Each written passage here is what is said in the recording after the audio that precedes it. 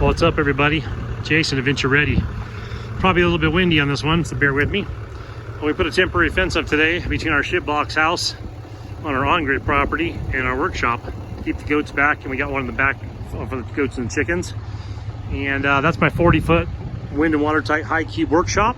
This is going to be my 40-foot wind and watertight high cube storage container.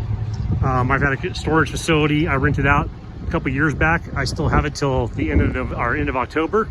I don't want to extend it because it's kind of silly to be in the container business and pay to have your stuff stored somewhere. So that's my brother's UTV. He left it here, that jerk. Someone leaves a $20-some-odd-thousand toy in your backyard. It's really hard to not want to go buy one. I've already owned a couple of these before, so it's really tempting. Anyway, but yeah, so I'm putting this in. This has already been here. It's what I've been working out of. Putting this in today. Got the red, white, and blue thing going. Red, white, blue. I get a white container on the side of one of these things. But I'm going to put this thing down, try and get as level as possible, as close as possible to the front. Cinch these together with some chain and binders. And a company called Mighty out of Ohio has these little clamps you can put on top of there and kind of clamp it together. It won't need that, but I might do that just to keep it so it doesn't have any sort of dip with erosion, things like that. If it does, it stays together. And then I'll be starting tomorrow or the next day building a 30-foot long by about 10 foot tall out to about 9 foot tall, 16 feet out, basically a little patio porch type of thing, like a barn, like we're building like a pole barn off of this. Originally I was going to build wood off the side of both of the sides of this thing with my original plan, but it didn't make sense because it's about the same cost in wood as it is in a metal container, and this already has locks on it. It's very structurally sound. I can modify it how I want anyway, so I decided to go away from putting wood on both sides. These will get a triangle style roof down the road. So this has a whirlybird on it. This will get a whirlybird on it, those little vents on top. Down the road though, I will take and make an actual little triangle style, maybe 4 foot tall ridge beam roof like I did on our tiny house out in the main property. And then what I'll do is I'll take where the whirlybirds are on these things, and I'll actually cut out a man door with those pull down steps that you put in, like the ladder you put in an attic. So we'll make this all rafter space. So a 4 foot tall ridge beam, conventional style metal, TP style, triangle style roof with metal, and then put a little fascia board in the front here, a little wall, and then that'll lead into the runoff of that roof will go here, and then my header board will be about 10 feet back because I only want to do it 30 feet east, not the full 40. And I'll have my separate roof going down here. We'll do rain catchment off this building. And we'll do kind of an outdoor workspace. Basically, look at the size of the UTV. That footprint's what I want to work with when I get done. Outdoor-wise, I want to have like outdoor area with lighting and a good area to work on my projects and stuff like that. I mean, this is amazing for these make great workshops, but they're obviously limited on space. And I end up doing stuff that with big vans and UTVs and dirt bikes and whatever else. I want some more space to work in. So anyway, I'm going to actually start laying out, like I said, the header board on this and the framing, put the posted in the next 2 days. I'll try and film it for the kid on that. I know this is an on-grid property. Everyone wants to see off-grid. It's our little shipbox manufactured home, 1979 Fleetwood. Actually a pretty decent build, but just ugly as sin, and they used 15 different colors. This is getting new siding on it between now and the end of November, so hopefully by December 1st.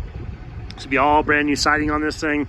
Brand new windows, already have most of them purchased, is sitting in storage, and we'll do a new style like the privacy fence style wood on the base for the trim here. We put in brand new siding on here, get rid of this little overhang most likely either in this round or the next round. But yeah, I'll have this completely sided in. Got the goats going over the going on the wood pile right there, checking it out. But yeah, so we got a lot of things going on here. I'm always working on stuff. So after I get this in here, I'm gonna do a dry pour concrete out here. I didn't plan on doing it in my workshop, but all the dust and debris kicking up, it just kind of sucks. Obviously you buy in rural property and have dust and debris, but for workshop wise, it'd be nice to have something I can roll my toolboxes around. This will be an outdoor work area, but it will be fenced in and lockable and containable.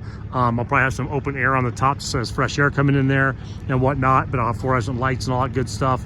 But I'm thinking about doing maybe a 4-inch to 5-inch thick dry pour, basically 30 by 15 roughly floor in this thing. So bear with me on that. I'm not a concrete expert. I've done small bits of concrete throughout my life. Done plumbing repair of concrete and just concrete pads, even some little stone stuff and some sidewalk stuff, but nothing near that size. I think I'm gonna try and dry pour. I've seen a lot of people doing it. It doesn't come out the prettiest. It's not finished dry concrete, but I'm not worried about that kind of a look. I want to be able to put my welding table in the back, have that enclosed, some wood shop related stuff over here. To me, if I have the area to work on stuff, I end up working on it. If I don't have the area, I take it to someone and pay them, top dollar to do stuff, and that sucks. You lose money. But yeah, so this is gonna be a tight fit. We already gusted this out, trenched it out and leveled it all, so that railroad tie behind this railroad tie will just slide underneath there. I'll have to crawl on my belly under here and push this thing under, and then we'll lift this back up with my little 12-ton jack, and then pull these little pucks out of here, and they'll both sit roughly, you know, very close to being 100%, you know, on par with being level.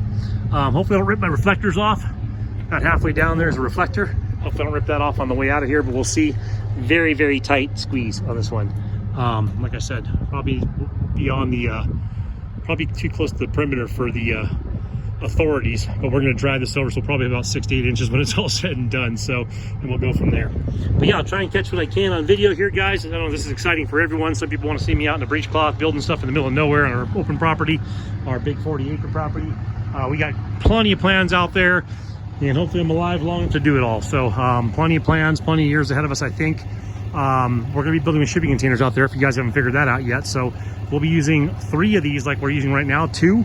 We'll add 1 more, will be the footprint of our main structure out there. So my brother just bought property in St. John's. If you guys haven't been following along, he bought 38.75 acres. Mine's 38.75 acres. They're all weird like that. But he is a master when it comes to tractors. He's been using a little tractor just to kind of start his property, but he drives big tractors for his business, for what he does out in Texas. He's planning on coming out here full time down the road, but we're going to get a bulldozer and do some major dirt work on his property for his future build. And then we're going to take to our main property, our off-grid property, and put in a brand new driveway, widen the driveway I have, keep that as my main driveway, but do an offshoot that kind of veers to the right when we're going up there, comes around the back of all my trees to try and avoid damaging any of them. And I'm going to clear off probably a good 50 yards by 30 yards at the top, because I'm no longer going to be doing a site build like I planned on it, because of the wood cost is through the roof, and I obviously have, you know, attachment and some access to what we call shipping containers. So I'm going to be building with shipping containers moving forward, just because it makes sense for me. And that being said, I need to clear cut some areas on top.